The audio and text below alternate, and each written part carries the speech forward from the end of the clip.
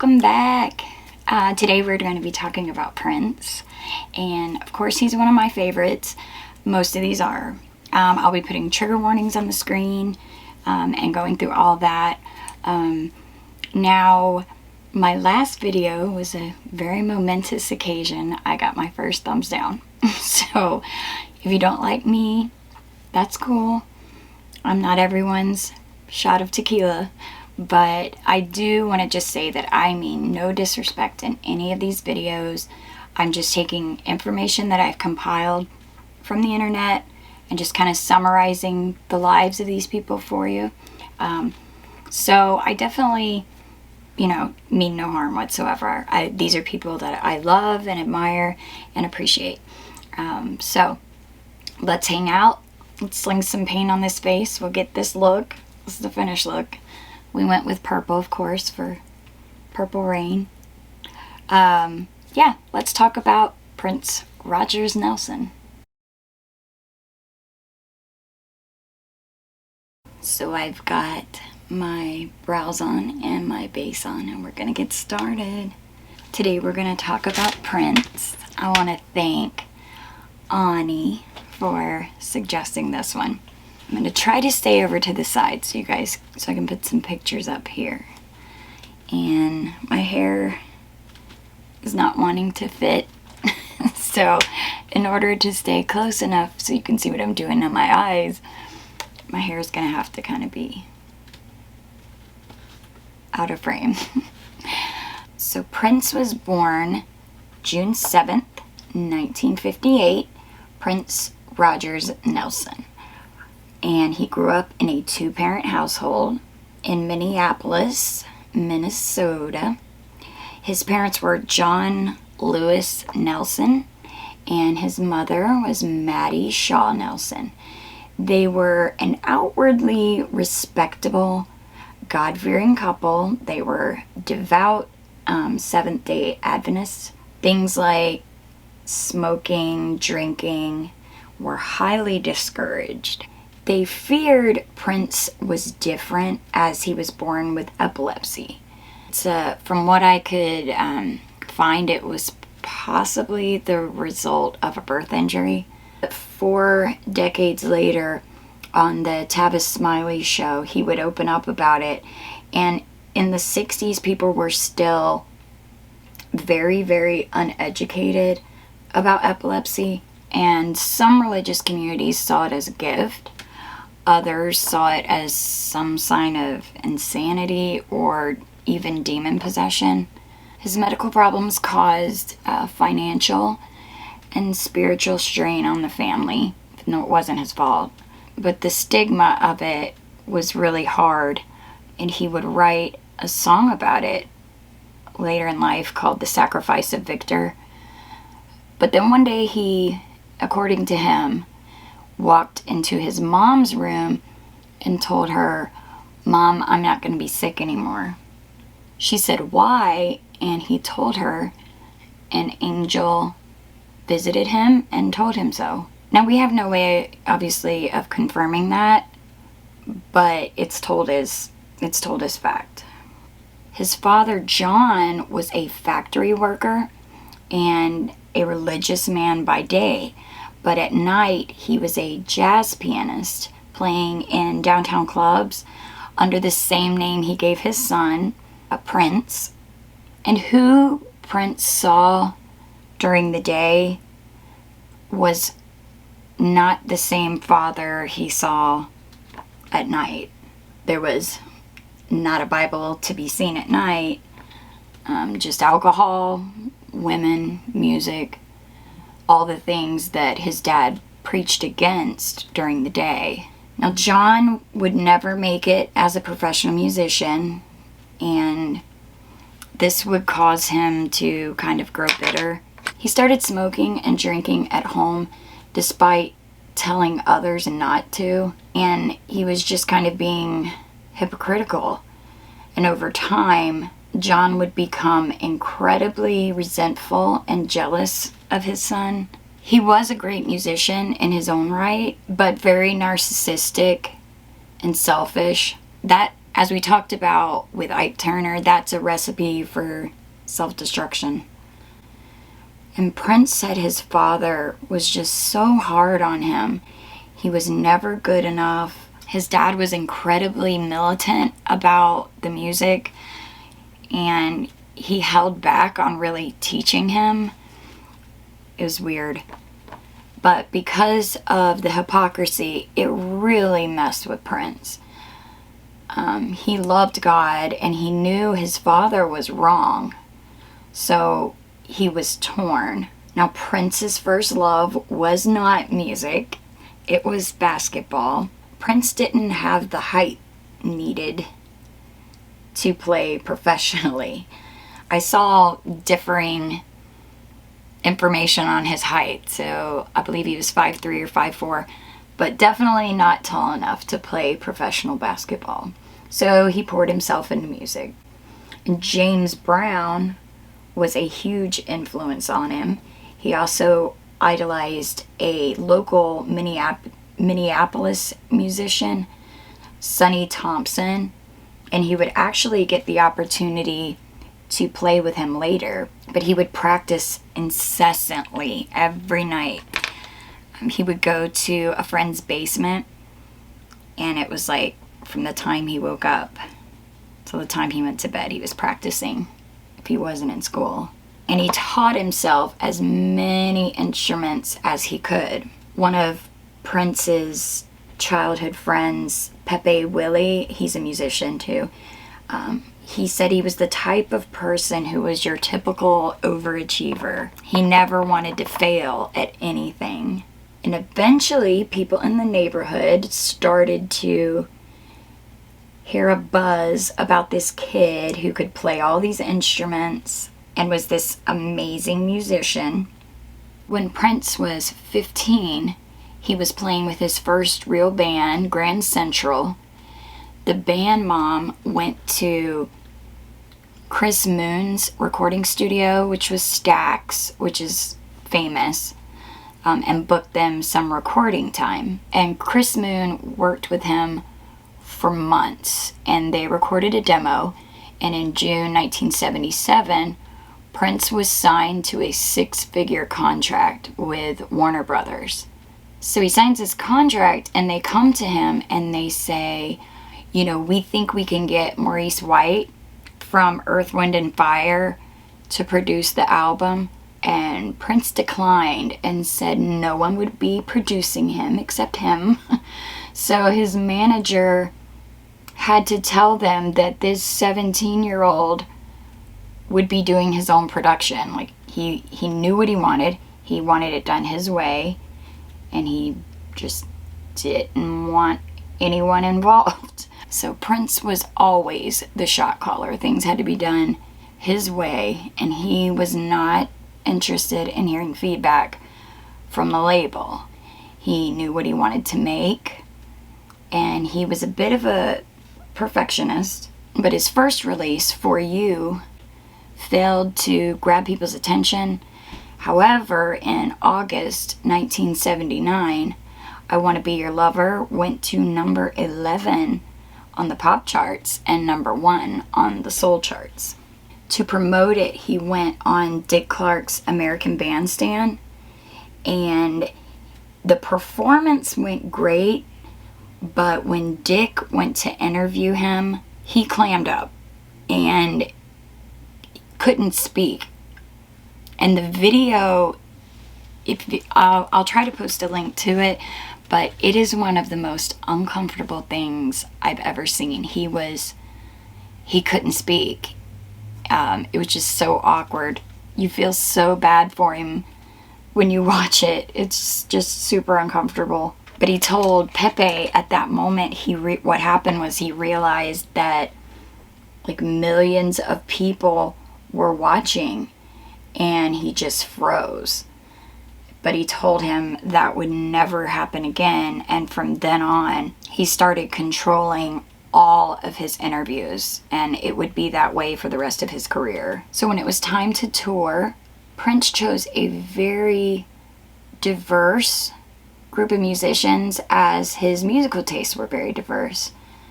Much like Sly and the Family Stone, which Prince loved, he also liked a mix of ethnic and cultural backgrounds, and thus the Revolution was formed and would become Prince's backing band.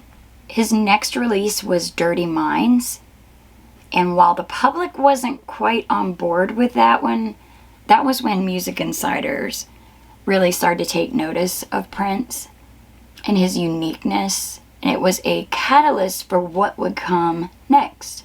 Rolling Stone even wrote about him, giving him a glowing review. So while the album wasn't, it didn't blow up, it was the catalyst that got people talking about him. And yes, we're doing purple, of course. In October 1981, the follow-up to Dirty Minds was released. It was called Controversy, and it was much more rock. And while earlier on they were comparing him to Stevie Wonder, they were saying he would be the next Stevie Wonder, they started now comparing him to Jimi Hendrix. However, in September 1982, it was the next release, the album 1999, that would solidify his position as a bona fide star. And the song would become, of course, an anthem for a millennium. Initially, the single stalled, but with the video released on MTV, it exploded and propelled Prince even further. And prior to this, MTV rarely had black artists on regular rotation. Michael Jackson was one of the only ones that they regularly featured. And if you watched my David Bowie video, it was something that Bowie called MTV out for. By 1983, 1999 had sold over 1 million copies in the US alone. Little Red Corvette became a hit, and Prince's lyrical gymnastics were able to get his songs past radio censors. He used a lot of innuendo and analogies. It was actually pretty hilarious. The summer of 1984 was considered the summer of Prince. He followed up 1999 with the semi-autobiographical Purple Rain. The soundtrack sold over 1 million copies within just days of its release. I was 9 when that was released, and the following year I remember staying the night with a friend, and we stayed up well past midnight and watched Purple Rain on HBO. Someone really should have been watching us, because I don't think that movie's appropriate for a 9-year-old. But Purple Rain told a lot of the stories of his childhood. Prince was kind of shuffled between his mom and dad, and his dad threw him out at 12 years old. And Prince had tried to move back in, but his dad refused, and it's actually a really, really sad story. His dad caught him with a girlfriend at their home and threw him out. And there's just this whole story of him calling home and begging his dad to let him come home, and he wouldn't. So Prince was taken in by relatives and would never live with his parents again. On a side note, his mom was also a club singer, and so she kind of had her own thing going on. And When Doves Cry was actually written about the night that his dad threw him out. His friend said Prince didn't talk a lot about it, but he did open up through his music, and it is agreed, as most of us will, that Purple Rain was his masterpiece. When Doves Cry became the first single released, and it became his first #1 single in the US, and it was his breakthrough song in Britain. He had never really broken through in Europe, but When Doves Cry did that for him. Let's Go Crazy was also a #1 from that album. The single Purple Rain reached #2. It's hard to believe that wasn't a #1. But when you consider that most songs are between like 3.5, 4.5 minutes, and Purple Rain was 8.5 minutes long. It's actually quite a feat that it reached number 2. They didn't really play 8.5 minute songs on the radio. And the story of how Purple Rain was recorded is actually pretty cool. He was doing a benefit concert for a dance company in Minneapolis. So the recording engineer brought a remote truck in and they recorded it live. Now, even after everything Prince's parents put him through, he was still trying to win their approval. So when the royalties for Purple Rain started coming in, he bought his dad a car and a home, and his dad accepted him back into his life, but then would be super critical of his music. In 1985, at 27, he finally gave a rare interview to Rolling Stone magazine. It was very open and honest, but of course, again, he had to, control everything, and he would only meet with them if certain conditions were met. So instead of recording it in a studio or soundstage, he wanted to record it. He wanted to give the interview while driving. Prince gave the interview driving behind the wheel of a Thunderbird.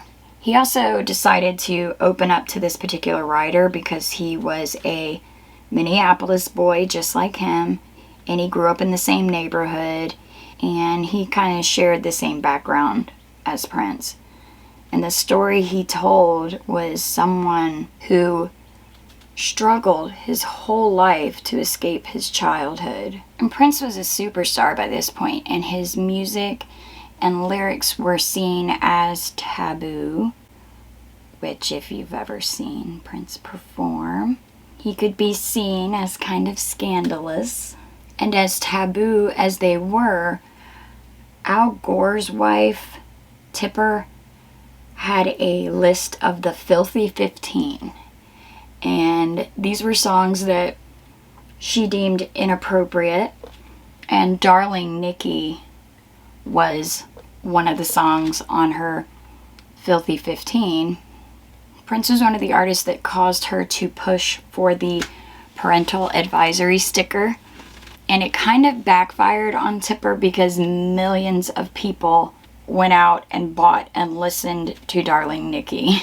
So it kind of did the opposite of what she was trying to accomplish. And the thing was that his explicit lyrics came from a very, very dark place. When Prince was 10 and his parents got a divorce, his mom met someone new, and at 10 she showed him a Playboy, and he said it kind of messed him up. That was, I guess, maybe in her mind she thought that would be like his sex education, but it really just kind of confused him without any explanation. It was just something weird for him. And his sexual ambiguity reflected his inner battle in that sense. But by the mid-80s, Prince had 3 Grammys, 5 sold-out tours, 7 albums, 11 top 10 hits. But he was not happy. Prince was lonely. And he had a fear of intimacy stemming from his childhood. And he felt that everyone around him, other than people like Chris Moon, who had been with him for a long time, wanted something from him. So in 1985, he built his own little world, which we all know now is Paisley Park. We have to have an appearance by Bowie. I have nothing for you. Sorry, bud. I'm sorry. So Paisley Park became his own little world. It was a $10 million, 55,000 square foot, basically compound. And of course, he built it in Minneapolis. That was home. But it became a very warm environment for people to create, for Prince to record. He didn't have to go out anymore. He had been recording in LA at a pretty famous studio, but now he could record anytime he wanted at his own home. He could be fitted for a wardrobe. They had an area where they could practice and rehearse shows, so he never had to leave. And he encouraged everyone who worked for him to live nearby so that they could kind of be on call anytime inspiration hit. He wanted to have a gated community where they kind of all lived, but this was as close as he could get. And you can kind of see where this is going, and where his mindset was. But it kind of worried his friends and colleagues that he was isolating too much. And Prince was a workaholic. They would work in shifts to keep up with him. They practiced 7 days a week. And out of Paisley Park, he also started his own record label of the same name, Paisley Park. And it was ran out of the compound. He next released Around the World in a Day, which had the hit Raspberry Beret, and it was a big departure from Purple Rain. But one of Prince's goals was to never be redundant. He didn't want anything he did to, any album he did to sound like the last one. In 1986, the following year, he returned to the silver screen with Under the Cherry Moon, which he also directed, but it kind of flopped. Many thought that the success of Purple Rain was just too much to live up to. However, the soundtrack, Parade, was a return to Prince's funk roots. It was also the first album he collabed with someone on, and orchestral arrangers Brent and Claire Fisher. Claire Fisher was kind of a famous arranger. And he collabed with him on this, and he would from a lot of his career. He would continue to work with Claire. So the album Parade was released, and the hit Kiss came out of that album and was very distinctive. Warner Brothers thought it would never sell because it was stripped down, had no bass, no reverb, and initially they said they were not going to release it. But Prince was validated when it reached the top 10 in 10 different countries. And then his engineers said that a year later, everyone would be trying to recreate the sound that they captured with Kiss. Now, our fun fact for this video is that Prince wrote hits for Chaka Khan, Sheena Easton, and he wrote the hit song for the Bangles' Manic Monday. And probably the biggest hit he wrote for another artist was the song Nothing Compares to You. Sinead O'Connor made that one a hit. So in 1986, he was to release a triple album, Crystal Ball, and it was this 22-track opus. But Warner Brothers was like, no. So it was cut to a 2-disc set and renamed Sign of the Times. So the single off that one was a duet he did with Sheena Easton called You Got the Look, and it reached number 3 on the charts. And it became Prince's biggest hit since Kiss. His next album was Love Sexy, and the first release, Alphabet Street, was a breakout. It wasn't much of a radio success, but it was like huge in the dance scene. He had initially wrote an album in '87 called The Black Album, but shelved it, saying it was just too bitter and angry and no longer matched his spiritual direction. So those albums were actually destroyed, and he urged his fans not to listen to it or buy it. And funny enough, one of the retail copies that was meant to be destroyed sold for over $27,000 in 2018. Somebody got a hold of it and got themselves a payday. So in 1989, Tim Burton's Batman came out, and Prince was asked to write a song for it. But he did them one better and wrote an entire album. Batman was released, and the song Bat Dance became a #1. Then a year later, he made another movie, Graffiti Bridge, and that movie was shelved, but the double disc soundtrack did very well. And he decided it was time to assemble a new band. The new band was called the New Power Generation. They debuted on the album Diamonds and Pearls, and this was his biggest hit since Purple Rain. This album gave us, of course, Diamonds and Pearls, Get Off, Cream, and soon he began calling himself The Symbol and the artist formerly known as Prince. He released an album with the same name, which most people just call it the Love Symbol album. Those closest to Prince say he was kind of having a bit of an identity crisis. And his sales did decline a bit, but again, there was always this dichotomy between who Prince was seen as and who he was on the inside.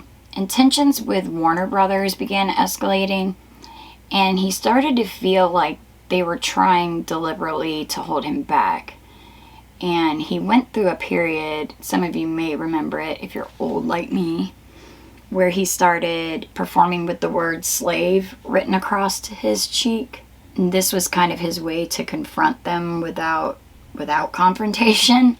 But in '96, Warner Brothers finally released him from his contract. And so with less contractual commitments, there was more time to let someone in. And in 1996, he married 22-year-old Maytai Garcia. She was a singer and dancer in his band, and it's said that he became much more of an open person because of Maytai. I think she made him feel more normal, like she brought some normality to his life, and she understood him. So his next ambition was to be a father, and I think he felt in some way that it might help him heal from some of his own childhood wounds. And it's said at that time his hit, The Most Beautiful Girl in the World, was written about Maytai. So 2 months after he married Maytai, she was pregnant, and an anatomy scan of the baby showed that there was an issue, and Prince refused to face it. And on October 16th, 1996, their son Gregory was born with a rare skull defect. It's called Pfeiffer syndrome. After 7 days, the medical staff said that there was nothing more that they could do for baby Gregory. And on October 23rd, he was taken off life support. His friends and Maytai said that he was never the same. He was just in really serious denial, and he was scheduled to be on Oprah to celebrate him finally becoming a father and just talk about his life. And he went on Oprah a month after Gregory passed away and acted like nothing happened. Like, he gave her a tour of the nursery. When she would ask questions about him, he would kind of go around the questions and just say things like, "We're gonna be fine," and he never acknowledged that he passed away. Now, Maytai did get pregnant again, but unfortunately she also lost that baby, and the strain of all this just, it broke their marriage up. He did remarry again, but that also failed. He dated Kim Basinger, but that also ended fairly abruptly. Then in 2001 and 2002, Prince lost both of his parents, and that is when he became a Jehovah's Witness and was baptized in 2003. It seemed like he was lost, and returning to the faith that he had held so closely to before gave him a lot of comfort. Now, in February of 2004, he accompanied the Queen Bee herself, Beyonce, on stage at the Grammys, and then a month later, he was inducted into the Rock and Roll Hall of Fame. And if you have never seen that video, he gets on stage. They were inducting George Harrison, I believe. They were both being inducted that night, and he did a guitar solo that is said to be one of the most epic guitar solos of all time. So check that out if you get an opportunity. And in 2007, I've said this before, I hate the word iconic, but he gave the most iconic Super Bowl performance of all time. And what I thought that was really cool about it was he didn't just do his own songs. He covered the Foo Fighters, he covered Hendrix. Best halftime show ever, in my opinion. It was literally pouring rain while he's playing Purple Rain on his guitar. It was the best. So from mid-2010 to 2012, Prince toured and continued releasing music. Now, shockingly, he re-signed with Warner Brothers. They were under new management, but this allowed him to get back all the rights to Purple Rain and all that music he had made with them. So, I get it. Now, in January 2013, Prince was 54 years old, and he came on the Grammys. And when he came on the Grammys, he was walking with a cane, and it seemed that all the years of dancing and pushing his body to the limit had taken a toll on his hips, and he had had surgery. At this point, he had begun taking some pretty serious pain medications to mitigate the pain he was in from the surgery. And just, if you've ever seen Prince perform, he's in heels, he's jumping, he's dancing, he's doing the splits. He went really hard when he performed, and it just took a toll on him. And those close to him feel that he may have been ashamed to admit any dependence on the meds, but as we now know with the opiate crisis, it's something that can happen to anyone. And then you add to the fact that Prince had a reputation for clean living because of his religious beliefs. And there's a strange thing with Prince where, for someone who had such controversial music, he actually had pretty conservative morals, especially where partying was concerned. No drugs, no alcohol. He was a vegan. He lived a very clean life. But as we know, and as I know personally, no one is immune to chemical dependency. So in January 2016, Prince tried to quell rumors and announced that he was going on a solo piano tour. He was performing songs like Motherless Child, and it just seemed like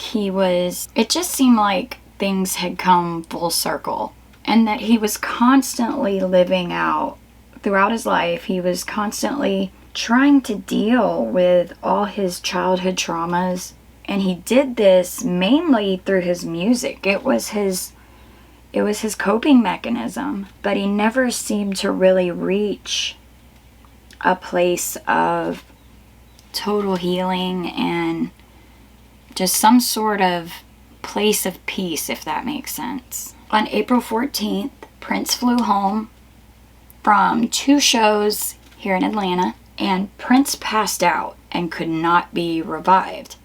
He was with singer Judith Hill and bodyguard Kurt Johnson.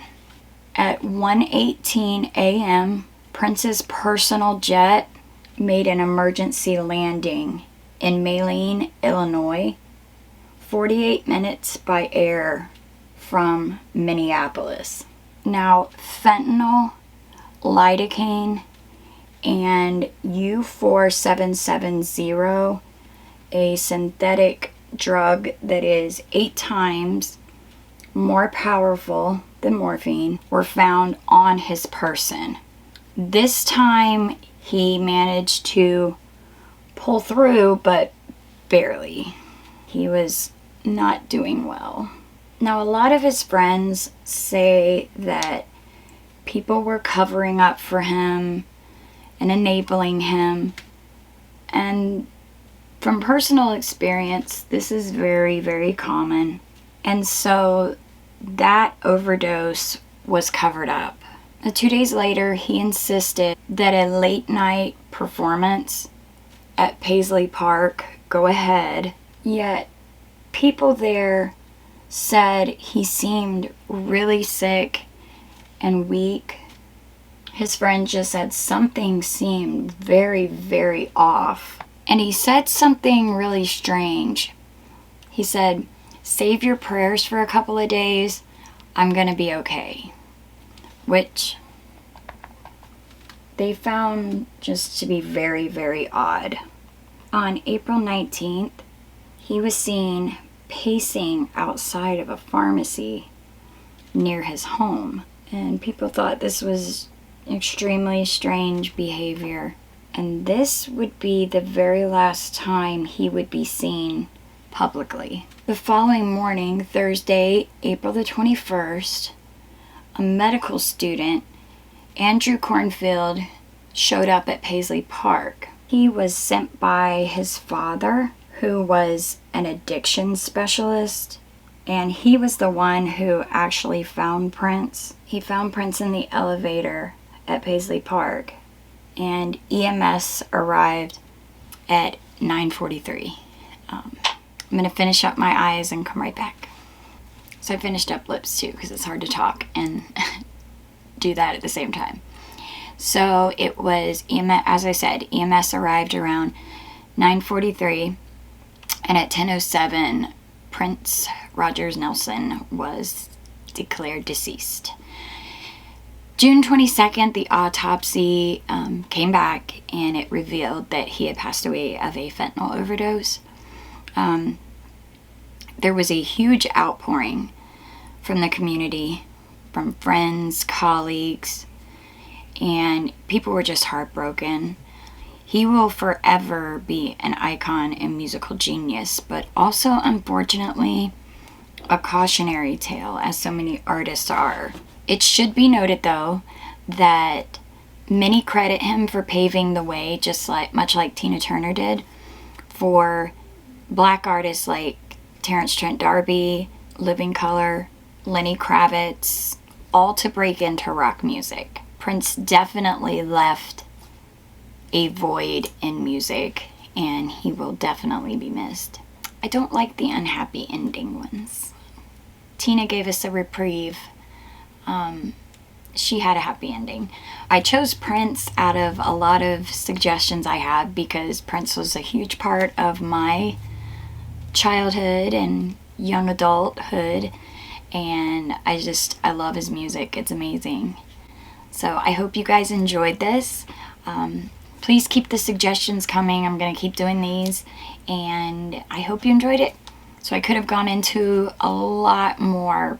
Prince had an amazing career, and we could have done a really, really, really deep dive, but I try to keep these as short as possible while still, getting the general idea of the story. But keep the suggestions coming, you guys, and I hope you liked it. I hope we highlighted some of the cooler things and the interesting things about Prince's life. Comment, let me know what you thought. I don't mind criticism, constructive, and I don't mind suggestions. I would love to hear what you guys have to say in the comments below. Make sure you like, subscribe, and come back again. Thank you. Bye, y'all.